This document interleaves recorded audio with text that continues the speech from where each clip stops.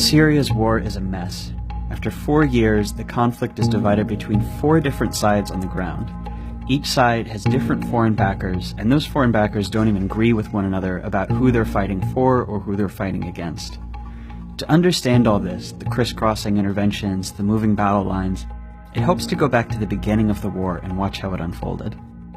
The first shots in Syria's war are fired in March of 2011 by Syrian dictator Bashar al-Assad and his peaceful Arab Spring demonstrators.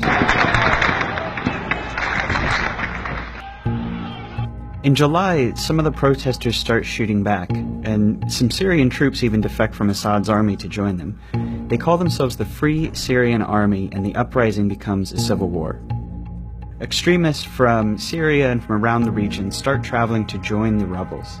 Assad actually encourages this by releasing jihadist prisoners to tinge the rebellion with extremism, make it harder for foreigners to back them. In January of 2012, Al-Qaeda forms its new branch in Syria called Jabhat al-Nusra. Also around then, Syrian Kurdish groups, who've long sought autonomy, take up arms and de facto secede from Assad's rule in the north. That summer is when Syria becomes a proxy war. Iran, which is Assad's most important ally, intervenes on his behalf. By the end of 2012, Iran is sending daily cargo flights and has hundreds of officers on the ground. At the same time, the oil-rich Arab states on the Persian Gulf begin sending money and weapons to the rebels, mainly to counter Iran's influence and mainly through Turkey. Iran steps up its influence in turn in mid-2012 when Hezbollah, which is a Lebanese Shia group backed by Iran, invades to fight alongside Assad. The Gulf states respond by sending even more money and weapons to rebels, Saudi Arabia really leading the effort at this point, and this time going a lot through Jordan, who also opposes Assad. And by 2013, the Middle East is divided between generally Sunni powers on one side supporting the rebels and Shias on the other side supporting Assad. That April, the Obama administration, horrified by Assad's atrocities, signs a secret order authorizing the CIA to train and equip Syrian rebels. But the program stalls out at first. At the same time, the US quietly urges the Arab Gulf states to stop funding extremists, but their requests go ignored. In August, Assad uses chemical weapons against civilians in the town of Ghouta. Men, women, children lying in rows, killed by poison gas. It is in the national security interests of the United States to respond to the Assad regime's use of chemical weapons through a targeted military strike. Russia proposed on Monday that Syria surrender control over its chemical weapons to the international community for its eventual dismantling to avoid a U.S. military strike.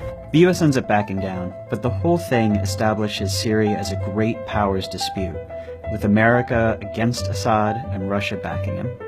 Just weeks later, the first American training in arms through that CIA program finally reached Syrian rebels. The US is now a participant in the Syrian war. In February of 2014, something happens that transforms the war. An Al-Qaeda affiliate, mostly based in Iraq, breaks away from the group over internal disagreements over Syria. The new group calls itself the Islamic State of Iraq and Syria, and it becomes Al-Qaeda's enemy. ISIS doesn't fight Assad.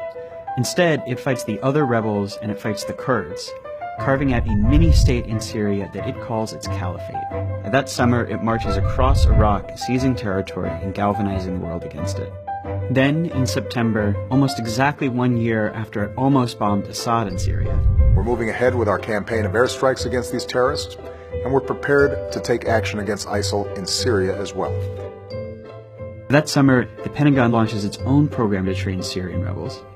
But unlike the CIA program, this one will only train rebels who fight just ISIS, not Assad. And the program fizzles out, showing that America now opposes ISIS more than Assad, but also that there's really no like-minded force on the ground in Syria.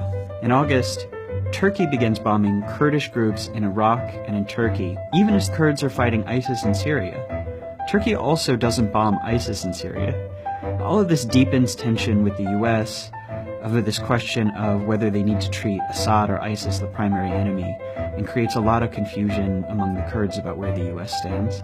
Now, Assad has been losing ground all this time, to ISIS, to the rebels, and in September of 2015, Russia intervenes in his behalf.